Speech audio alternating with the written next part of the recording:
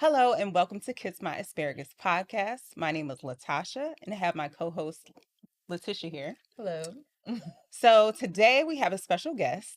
Mr. Bryant Jennings is here with us and he's going to talk about his journey of being plant-based.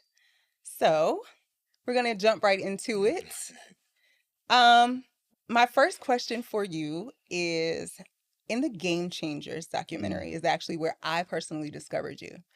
And in that documentary, you talked about everyone around you frying chicken and eating spinach from a can. How Yes. difficult was it to shift away from the traditional foods that you grew up with? I think it wasn't so difficult for me because it was something that I was just inspired by, a few of my friends and like earlier life where other of my friends we practice, vegetarianism and stuff like that. And it wasn't that hard. And I think that anything that I put my mind to, well, I know for sure that whatever I put my mind to I can do because there hasn't been a challenge for me in life yet. So it was pretty easy. Okay. So I have a question. Like, have you noticed any long-term health benefits in the ring as well as outside the ring when it comes to switching to a plant-based diet?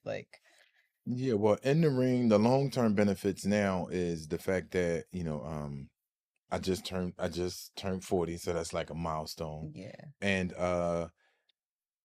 not hurting and not being tired and Yeah. not getting any injuries. And I do understand that genetics does play a part, but I just think that over time is where you have to credit it to somewhere, and taking care of yourself, taking care of your body is something that You mentioned not hurting. I feel like the older you get, obviously the more you get inflamed when you're not on a Right. plant-based diet. Like when you wake up in the morning, you're like swollen and you're like achy. I definitely noticed that difference. Like from, switching my diet. Like when I wake up in the morning, I'm not like inflamed. Right. Like it'll go away during the course of the day. Does anybody else know what I'm talking about? Yeah, Like definitely. that's definitely a difference that I've noticed with Yeah, I switching. had so when I was in LA for the Game Changers premiere, it was like a line of people. It was like maybe like 15 people in the line who was waiting to see me because technically I was one of the main stars of the show, which had, the longest segments. But everybody liked my humor. They liked my parts, and everybody pretty much wanted to see me. And so it was like 15 people. In the back of that line, you had Chris Paul, and I'm like, y'all gonna have to excuse me, but you gonna have to come up here. And so that was one of the things that he said, hey, you inspired me. He was telling me how, me and LeBron were just talking about blah, blah, blah. And I'm just thinking like, damn, okay, my son will love this. But he was just saying how since he's practiced it, I don't know if he still is now, but the lack of icing that they had to do, the lack of information and all these different things that don't occur Your now recovery that is you start shorter. focusing Yeah. on what you eat. So so that's something that really goes away. Yeah, for sure. Let's see. Well, I have this one here. You've achieved amazing feats in boxing. Can you describe how your performance and recovery changed since switching to a plant-based lifestyle? Since we already kind of touched on that though. Yeah, no, but it's different. It's different. The recovery is definitely different based off of because aches and pains don't necessarily got to come from, I guess just inflamed things. I mean, I am in combat sports, so technically, you taking some punches. I mean, you try to take less as possible, but I also have a hyperbaric chamber. Oh, nice. And so a hyperbaric chamber helps you recover as well. But I think that over time, it's kind of hard to like pinpoint because I'm the well maintenance athlete that I am, so ice baths and all that stuff like that. So I can't necessarily credit it to being, plant based, but I do know for sure that, there is faster recovery times. And like we say, with the less aches, with the less inflammation, but there is faster recovery times Your sleep is like just not disrupted, Mm-hmm. and you're thinking more clearer, and your brain gets to be able to function a lot better. So the recovery times do speed up a little bit, and you just feel younger. Drink more water, and the more you sweat, you just look like, damn, like I look like I just, damn, I'm ready to go right now. So yeah, so the recovery times and all these stuff like that is, I can say it does do something. So what did Chris Paul tell you? Like, did he give you any insights or anything that affected him in his journey? Well, yeah. Well, like I said, he was saying about he was just saying about like the lack of ice now. Like, Oh, 'cause yeah. before it's like, yo, we have to just keep icing. But we didn't really like get into it right then and there because, like I said, we had a line of Oh, people yeah. and he already jumped in line. Mhm. But it was just great to hear. It was just great to hear another elite athlete, credit me to what I'm doing, for him being inspired and influenced. And I was thinking like, damn, like you never know who's watching. Exactly. Yeah. Yeah. And as you guys age, because y'all are older athletes, Right, like right. you feel like the longevity has been attributed to your plant-based lifestyle too. Yeah, right. Okay, so I have a quick question. Mhm. Coming from a city like Philly, Mhm. like how was your friends and family's like reaction to you switching to a plant-based diet? Because it's way more restricted. Like, Yeah, I mean now it's better, but that's after some type of illness or ailment then hit them already with Now they get it. with two Yeah. hooks. Now they get it, but it's still hard for people to be able to like transition. Some people just want to be stubborn and hard headed, and Or they're addicted and they can't. yeah, or they just addicted. But I think they leave me alone less because they understand it now, and they just realize like, damn, even though I understand it, I can't talk about it no more because I understand it, but I just can't do it. I want to do it, but I can't do it. And then, every other way of eating is so much of a trend that or people just don't. a lot of people don't feel like they have the tools to switch. Like, They don't really. Yeah, but they also want to be involved. Mhm. And so that's when like veganism was just a trend and everybody was just trying it. And who knows what they went in the house and ate, Yeah. but they was just trying it for the fad. So people like to do things that everybody else is doing because a lot of food it's food, but it's social. It's like social food. Like Yeah. you only eating it because when y'all out and being social, that's just the thing to do. So that's just Yeah. what you're doing. Like, so, Like brunch is so popular. yeah. The chicken and waffles. Crabs and all that stuff. All that stuff is social. I be Yeah. telling people like, look, you can't get full off of crabs. So what you do when you want crabs, you go eat crabs, and y'all from Baltimore, all that. So Yeah. it's like when you go to eat crabs, you sit down and you laugh and you crack crabs and you talk and it's social. Yeah. Shit ain't got nothing to do with hunger Or nourishment at all. Yeah, or nourishment at all. You know what I mean? Or at all. So, who's been your greatest influence when it comes to balancing your faith, health, and nutrition? Greatest influence? I think as like as a person. Do you look to any like specific Muslim scholars or role models for guidance on any of the topics? I mean, part of the Shahada is knowing that Muhammad is his only messenger, and we don't, we only worship God. That's it. And so idolizing, no, we don't. That's really a Muslim thing though, like not idolizing people, no, not idolizing like pictures, statues, ornaments, and or particular figures. Particular figures, dead people. So no honor for anyone that's in your life, like physically, in my life physically, give you some sort of inspiration, or I mean, it's just Allah. No, listen, but I get what you're saying, and this makes great of this question, this answer that I'm giving, but I don't mean go to cut ahead. you off, but sometimes when you like do such a switch that's not normal for everybody else, it gets really lonely. Like it's a lonely path. Yeah. And so what I first started to say was my circumstance, because technically someone could be in the beginning, but then now all of a sudden you see them go through different things, and you learn from either their mistakes or their successes. And there's nobody perfect, which I'm not perfect either. But the more you observe and the more you look at other people, and the more you like, I could be inspired by somebody that failed 100 times. Like just you might have got up 101, but it's like, okay, I'm inspired by that, but I just don't think that My children, my son and my daughter, like those. I mean, of course those. But when it comes to like people that I can credit to, you know what? I always wanted to be like him. I don't have a man or I have a person that I don't have nobody's life I want. I don't want nobody's life. I just want my own life. And so when it comes to like saying who's that person, inspiration, like of course your friends, but that's just like cliche for real. Cause it's like, yeah, my friends is my support system. You know, I said it today, I write in my, I write things down. I was just saying like my mentality can never be questioned because I have a hell of a support system.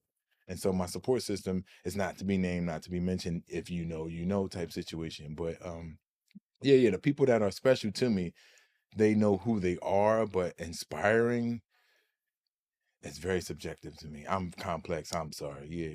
So how do you respond to critics who claim a plant-based diet doesn't sustain elite I just say, look at who that? Look at you. A lot of people say that. Right. All my exactly. niggas. True. Okay. Yeah. You know what I mean? But because listen, I mean, when it comes to the physical, I understand genetics plays a part, but I do know people that are genetically advanced. But when you hit these certain times, of the 40s, and you're getting up there, it's just you can start to see a difference on some people, and then some people are just good and gorgeous until they, till they 70 or whatever. But I take very well to criticism, because technically it's like the person who's always criticizing is always the person with he's like the wackest person. Yeah. Like the wackest thing. And you know what? I take a little bit of issue with the whole genetics thing, because being a nurse myself, I have a lot of patients that refer back to genetics. I'm a proud biohacker. I believe you can really biohack. Because you can change, like your genetics change depending on what you put inside of it. It does. Your DNA will change based on the stuff you put in. It do. You put shit in, your DNA is going to act shitty. And, like when it comes to the medications that these patients are given, you don't have to necessarily take them if you do a little bit of no, you don't. But I think with the genetics part, it's just a lot of people, or some people, just have to do less to look good. That's true. Just do a little bit. Tap into it just a little bit, and you don't have to go as hard, and you can still look good. But those are never the critics. The critics are the ones that have the dad bods and, oh no, I could. I'm like, nah, bro, you trash. Like you don't deserve to talk. I have a question about this situation. Yeah. Do you have a plant-based Philly cheesesteak recipe? A recipe? I've yet to learn this recipe, because it's so good to me. To me, it's so good. But the Norris chicken cheesesteak is crazy. They have the divine. I'm trying to tell you, like, it's what is it made of? What is it? Enoki mushroom. Oh, it's mushrooms. Yeah, mushrooms. Yeah, I don't do the seitan. I don't do the seitan or all that other stuff. Yeah, I don't do all that stuff.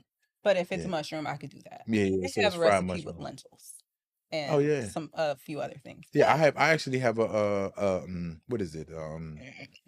What's that with you? Tutorial, a burger. Okay. My plant-based BY burgers and whatever. It's been on YouTube since like 2018 or something like that. So it was just like lentils, walnuts, and all, breadcrumbs or whatever it was. But it was actually good. I don't make it no more. I'm not. I'm in the field. I'm not in the kitchen. Not shutting it up. Yeah, I ain't got no time for that. Understood. Yeah. So you've seen how nutrition impacts your body, but how do you think plant-based diets could benefit younger generations coming up with the sport, especially in underserved communities? Clarity, recovery, less mental problems and issues. That all could actually be reverted to clarity.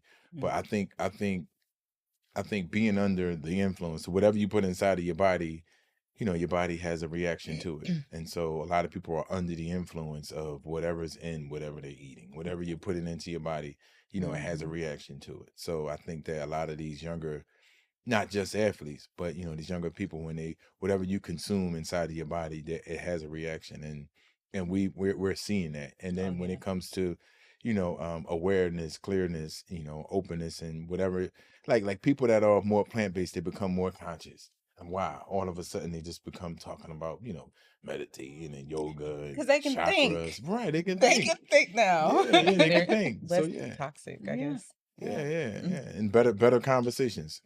Yeah.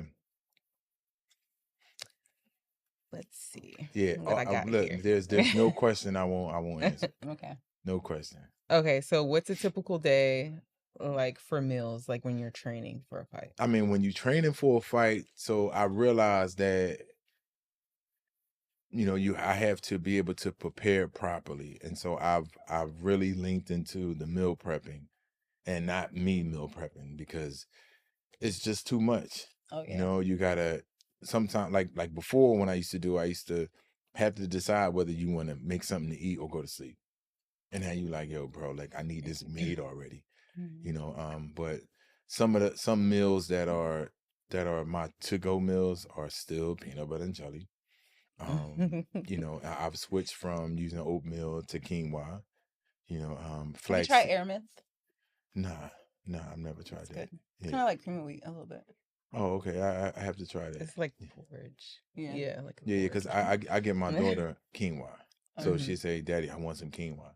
She's like, "Damn, like what 2-year-old know about quinoa?" Like they don't really know. They might say cereal. If you make it Fruit sweet Loops for or something her. like that. Instead of savory. I do make it sweet. I do Like put some sugar in there. berries or something.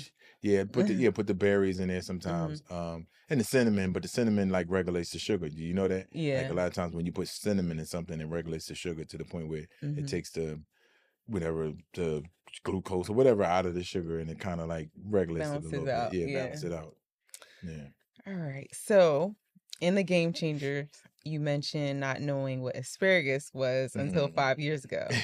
How did you first come across it, and what was your initial reaction to exploring healthier foods? I just think that when you start coming outside, and even though I've been outside a while, and when I mean like by outside, it's just outside in the environment, like we really, really been outside, but outside of the environment, just into different things around different types of people. And you just looking like, what the fuck is this? Like, you be like, oh man, it's like, I ain't never had this before, so I was always an exceptional student. And so I was always, invited to like different like seminars and being in different groups and all these different things. I mean, I'm talking from the beginning, elementary school. So I was in different spaces, but we never had asparagus though. And that was a real thing. I said that really had just came out. And even though do you like it? I like asparagus. But even though that was 2016 when we recorded that, and then 5 years ago would have been 2011, 2010. So quite some time ago. Yeah. It was brand new to me. I thought it was new. No. 2019 is when we finally got it out. Gotcha. 2019 because we had to push it, and we was all working like collectively to be able to push it, and then it was like a no pay type thing, and then the repayment was people being inspired by us and exposure. Exposure, and because they did put a lot of money into something that they put a lot of money into making it big. And so the kickback was just like, damn, like we just gonna get this money back, but we wasn't really worrying about anything because all of the flights was on them, and it's like all of the the perks and all the stuff like that, and like other plant-based companies would just literally just flood you with stuff. And so it was kind of like and then we didn't really do much. We was doing interviews. Well, back to the asparagus. Me personally, I like when you put it on the grill and it gets like a smoky taste to it. I like that with Brussels sprouts too. Yeah, Brussels sprouts is that way. In fact, most of my the Brussels sprouts I do it that way, and the broccoli that way. I pan sear stuff. I don't really like broil stuff. I like it off and I like it with a little crunch on it sometimes. Okay, well, have you ever experienced a moment in your boxing career where you felt your plant-based lifestyle gave you a mental or a physical edge? Well, you said physical, but maybe mental, other than clarity, like in the act of fighting. Yeah, like did you get quicker? You think? Fighting happens so fast, you're not thinking about that. You're not thinking about it. What you is thinking, like, damn, did I eat enough? Or damn, what did I eat? Or like if you're nervous or whatever it is. And I don't think that would even be a question for plant-based. That's just period. So when you're fighting, it's a lot of things that like you just looking like, man, like it's like you gotta fight. It's live, you know. Yeah. So you're not really thinking about, you know, any type of Yeah. advance, like, you know, you walking out there like Superman or like Popeye. Yeah, I just ain't sprinting. I'm gonna knock this dude out. Be like, nah. But I do see, I do. Well, the advantage is, I don't know. I've been on it. I've been on it for quite a while, and so I would think that the advantages is something that it's hard to place the credit, you know, because it's like, okay, because I already know I was like a special type of specimen before, but I think now I think the beauty in plant-based is over time. So to the point where it's like I'm gonna walk around like this, you know, I'm only gonna have these few grades that you see now. That's it. That's all it's gonna be. You know, you'd be like, damn, how old are you? Yeah, I'm 54. You'd be like, damn, what? That's how they be looking. Lenny Kravitz, the Russell Simmons, they all look very young for their age. Yeah. Common. Yeah, right. Vegan as well. So I'm all out of cue cards. So you're known for being a thinker and someone who constantly seeks self-improvement. How does your plant-based lifestyle align with your philosophy of continuous growth, both as an athlete and as a person? Well, it's just consciousness, and like when you get into one aspect of consciousness, it's like a rabbit hole, and you start questioning different things, and that's when we come up with theories where you call a quote unquote conspiracy theorist. But it's like the conspiracy theory part is you coming up with a theory based off of your lack of information that you have. Like, so when you want to ask, how did that get there? It's like, okay, if it don't have directions on how it got there, we're coming up with a theory of how it could have gotten there. And so you can't fault a theory when the truth is not placed. Now, unless you have the truth, which is a fact, if you don't have that stated there, then you have to respect all theories, you know. And sometimes people, you know, when they, you know, it's like when they say with the conspiracy thing, and they talk down on it, but yeah, and so I kind of like lost where I was going. You know, we had a conversation on the phone about some things, maybe not conspiracy, but like history wise. And I was thinking about that. Oh the yeah, other you day did because mention that to me. So I'm reading a new book. It's about like just alkaline herbalism and the alkaline diet. And in the beginning of the book, it talks about, you know, the original human being a Homo sapien, and how the Neanderthals were over in Europe eating meat and running amok. And that just sent a bunch of, you know, thoughts in my mind and theories about why they came over so angry. And people. one of our previous, I don't mean to cut you off, but one of our previous podcasts, I had mentioned bioindividuality. Like between ethnic groups, it's got to be different, because for sure, a lot of white people are doing the carnivore diet. Like they're eating like a lot of meat, and it's helping them. Right. But for us, like, we're different. We're just we're different, but honestly, bio-individual, like, you know, biologically we all come from that same genome at the end of the day, and the same foods will make all of us develop disease regardless. They could be genetically a little bit different, so they may be able to tolerate it a little bit more, but over time that's still going to affect them in a way that they are not anticipating. Because I mean, I've gone over this carnivore thing with people, and I'm just like, you know, do what's best for you, but eating all meat for an extended period of time has consequences that you're not intending. I mean, there's all sorts of things that could happen by eating that way. But, you know, you got to let people walk their walk and take their journey. Yeah, let them do what they got. But yeah, people are different. Of course, white people are different than us. And going back to the whole, you know, history of Neanderthal and Homo sapien, like they did genetically change. And they had to adapt to their environment, which was cold. And there was not much vegetation there. So they had to eat meat. So they actually genetically changed to, you know, fit into that environment.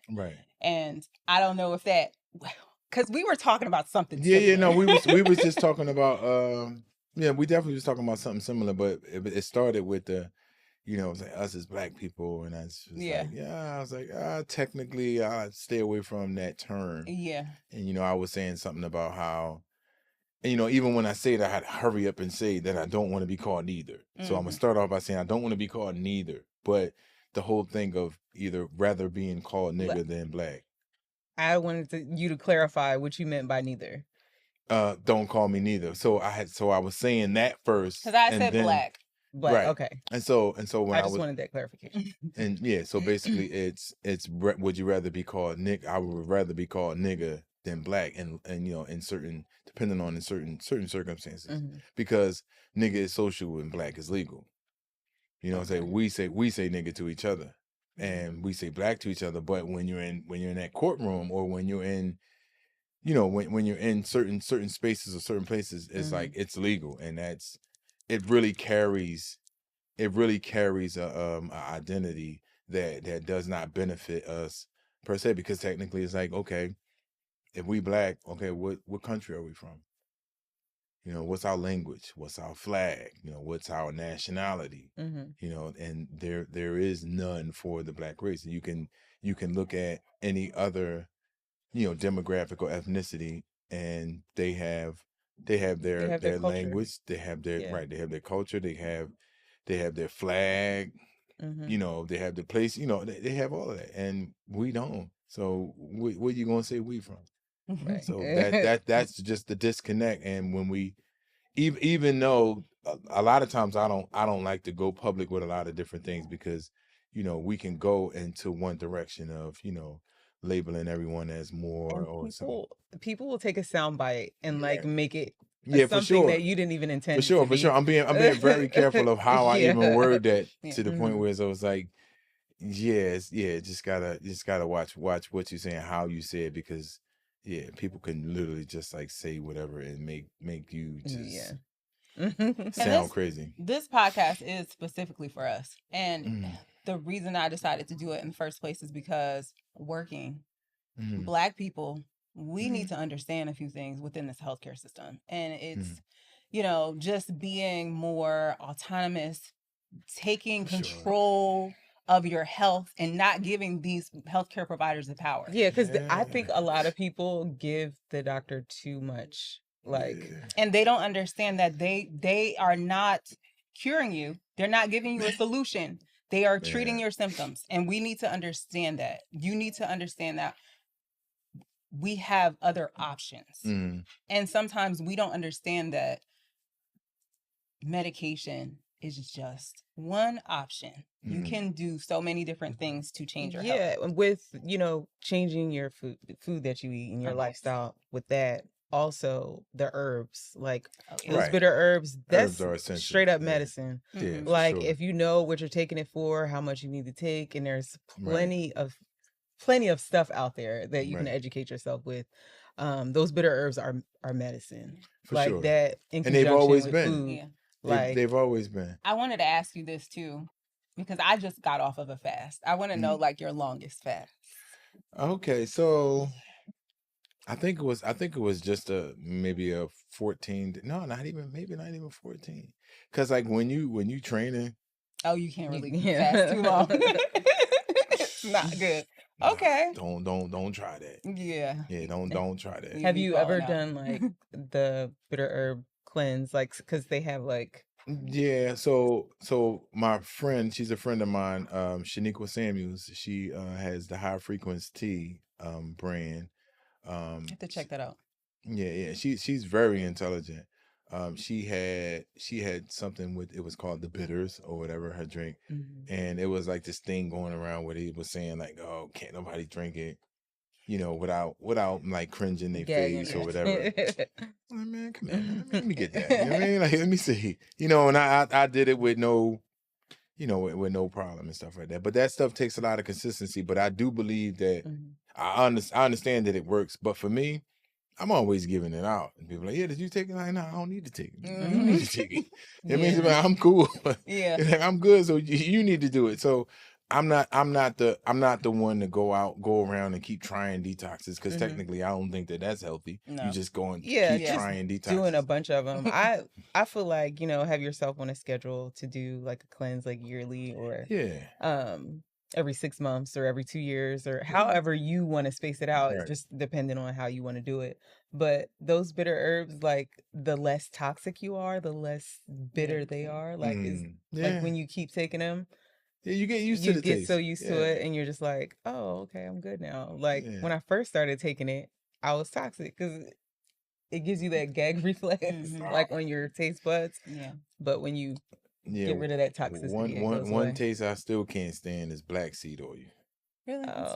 It's kind of, it's nasty, but that after I'm like, yo, it's like if you sipping on gas or something. Yeah. I'm like, oh my, that's true. Bro. And then every time you burp, it's like or whatever. That is true. Like, yeah. It's like, oh man, you tasting it for the next 3 hours. Yeah. Like, you know, this is true. Well, I do want to ask before we wrap up your favorite plant-based meal, like. It would have to be that chicken cheese steak. That chicken cheese steak. It would have to be that chicken cheese steak. Okay. And it's from Nourish, right?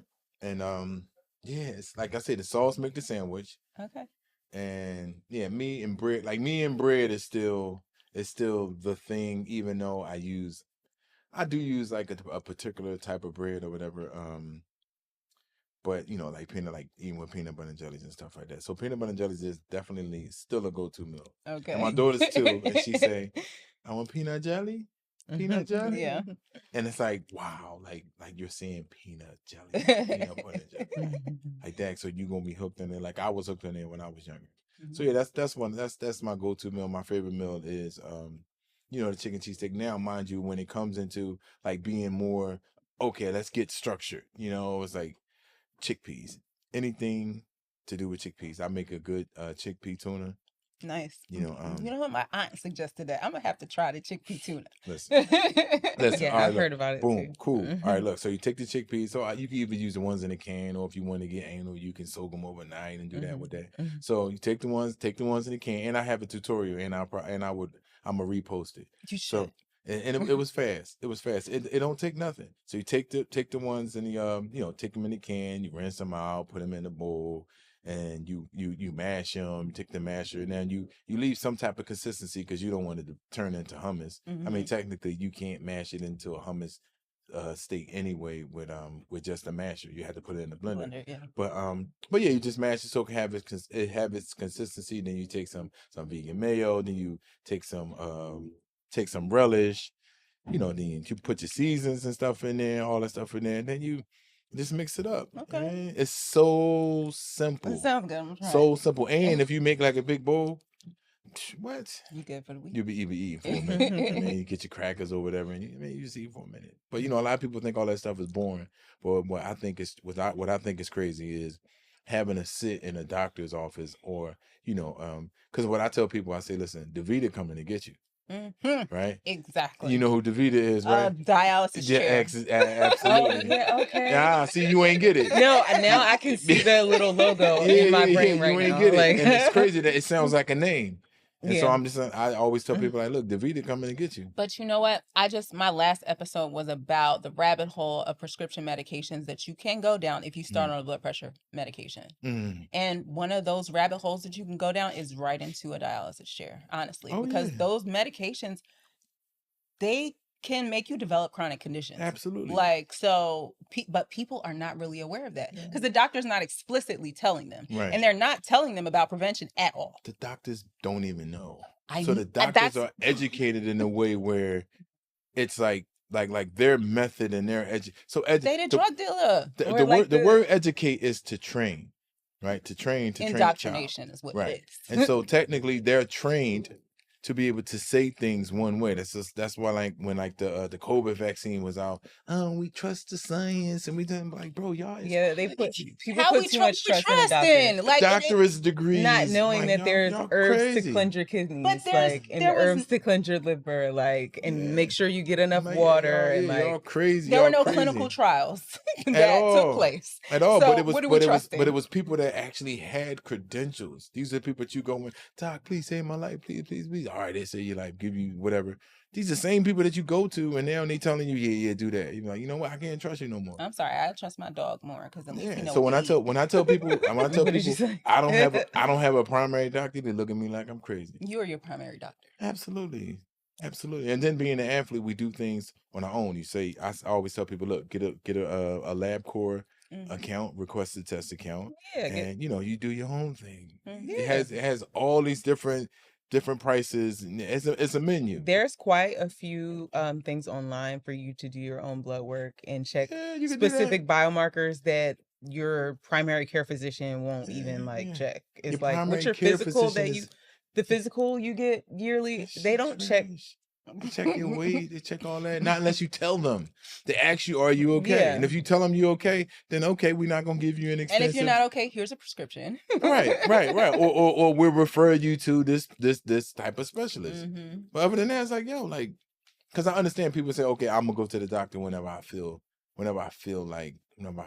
feeling something, I'm gonna just go to the doctor. If I get hit by a car, take me to the doctor. But other than that, for sure. I mean, damn, if you don't want to get hit by a car, damn, I'm not me. No. Yeah, right. Yeah, but I'm like, yeah, but no, yeah. So, I guess so. To wrap it up, plant-based is definitely the way to go. I think that everybody needs to, just still get on board. I have friends that ran into some real life-changing circumstances, and they see now. They see the path, they see the truth, but I want people to actually go to it without having to. Make it your choice. It's like, and as we get older, it's like, I know you don't want to look old. Mm-hmm. I know you want to look as young as possible for as long as possible. So this is the fountain of youth. Yep. For sure. Absolutely. Well, thank you, Bryant, for coming. You're welcome. Thank you for chatting with us. And to our listeners, thank you for listening to this episode. We appreciate you joining us, and we enjoy the conversation with you, Bryant. Be sure to subscribe, share the show with your friends, and keep tuning in for more great content. I'm your host, Latasha, and I'm here with my co-host, Letitia. Until next time, stay well and take care.